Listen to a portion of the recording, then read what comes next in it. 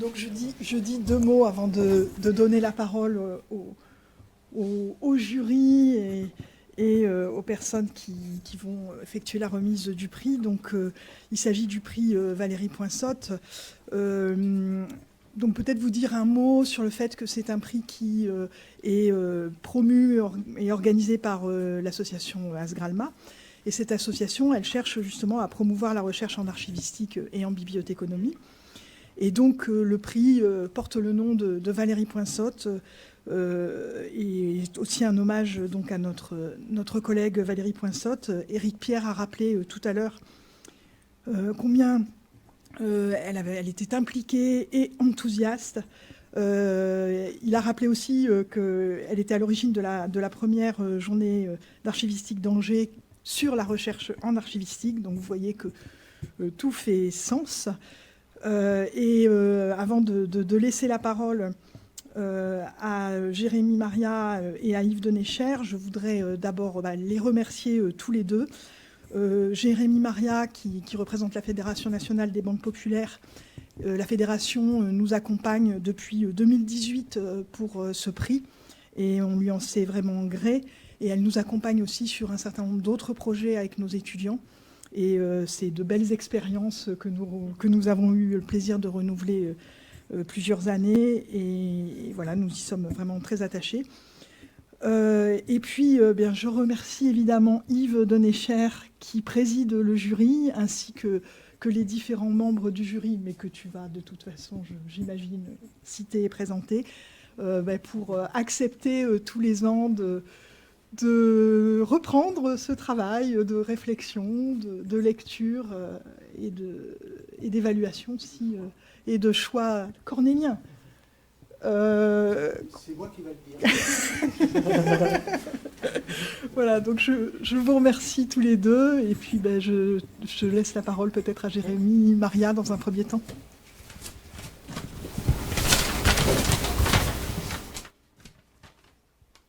Sopalin, non, je me suis trompé de fiche.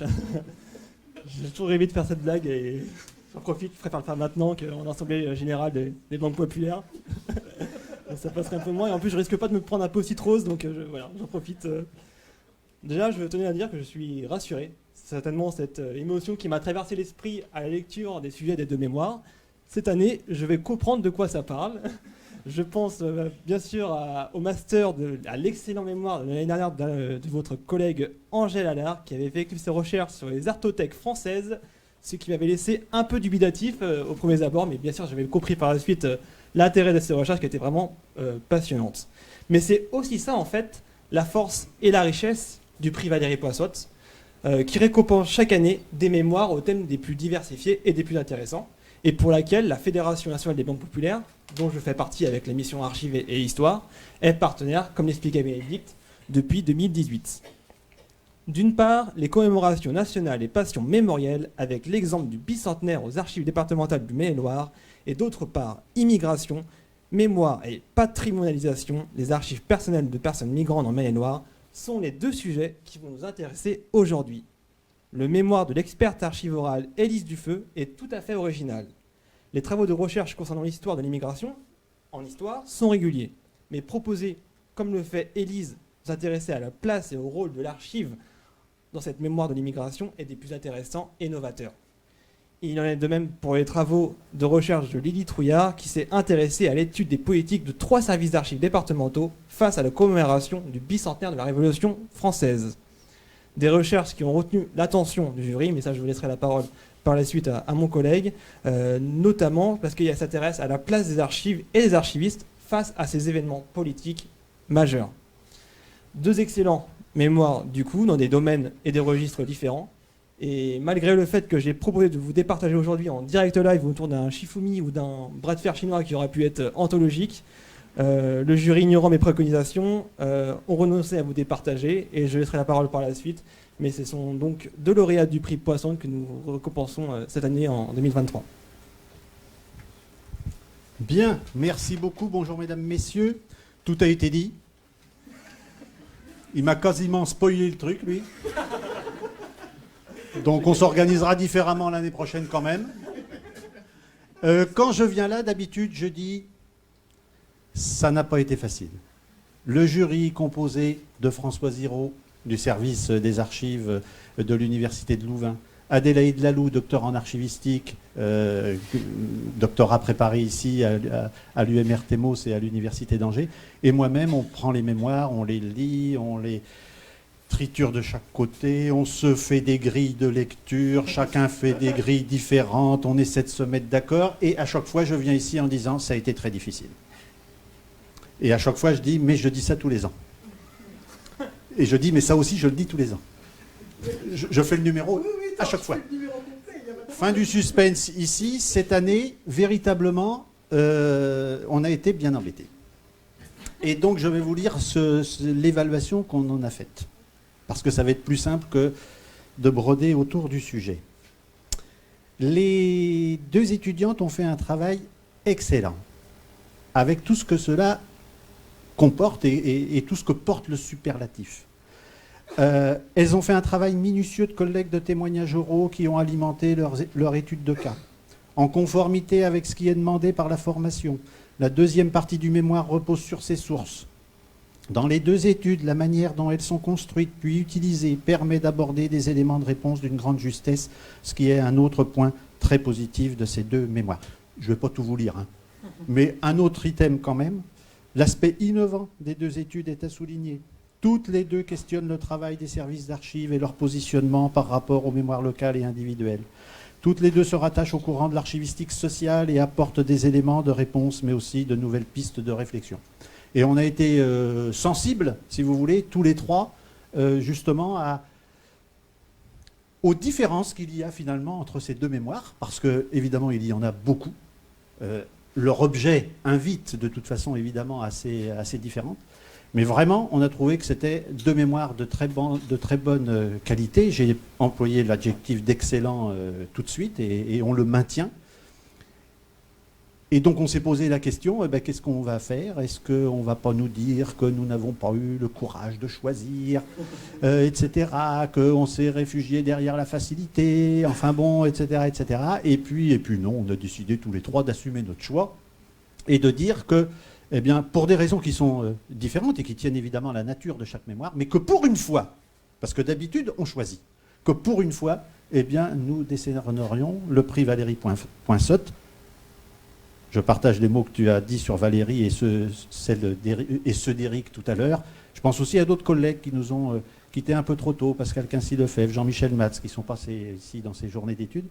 Et donc, voilà, on a décidé d'accorder le prix doublement, si j'ose dire, à ces deux beaux mémoires. Et vraiment, félicitations aux lauréates.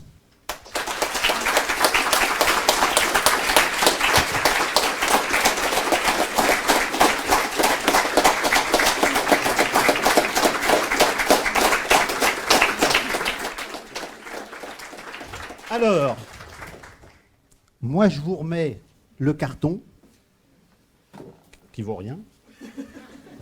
L'enveloppe arrive derrière. Tenez, voilà. Alors, peut-être qu'il ne faut pas que je me trompe. Lydie, c'est vous. Voilà, donc petite photo si vous voulez, profitez-en. On sourit. Et vas-y. Et je remets du coup les enveloppes. Voici. Et bravo, félicitations. Un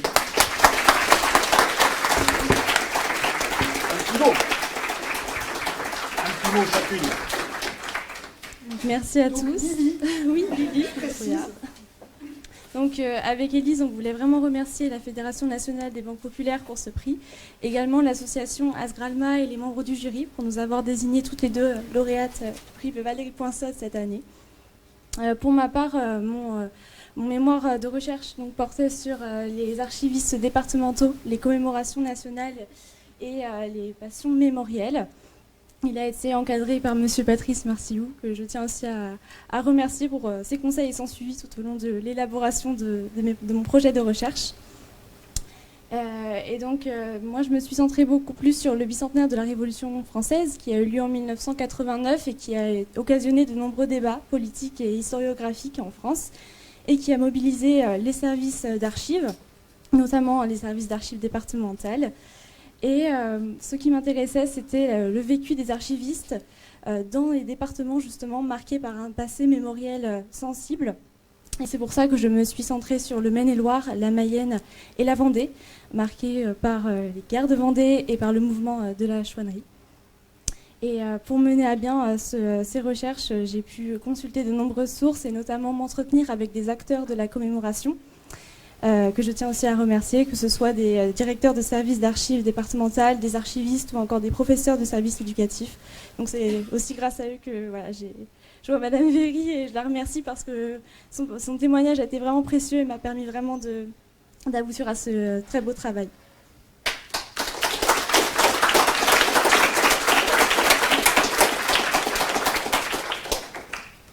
Donc, mon mémoire, moi, portait sur la valorisation des archives d'immigration. Donc, je tiens d'abord à remercier ma directrice, Madame Graille.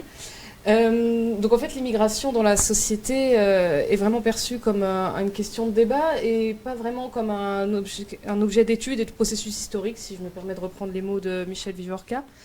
Et donc, le but ici, pour rapprocher immigration et archives, ça a été, donc, que je les remercie, j'ai interrogé 12 témoins qui ont immigré de différents pays, mais qui sont arrivés à un moment dans le Maine-et-Loire et qui ont accepté de parler de leur vie, de leur parcours de vie et de montrer leurs archives.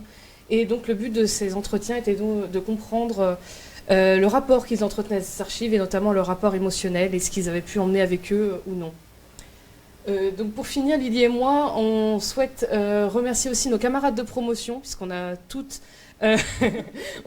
l'année dernière rédigé un mémoire de recherche. On a toutes fait un travail de qualité. On est un groupe soudé qui s'est soutenu, puisqu'écrire un mémoire, c'est pas facile. Et on tenait aussi à les remercier.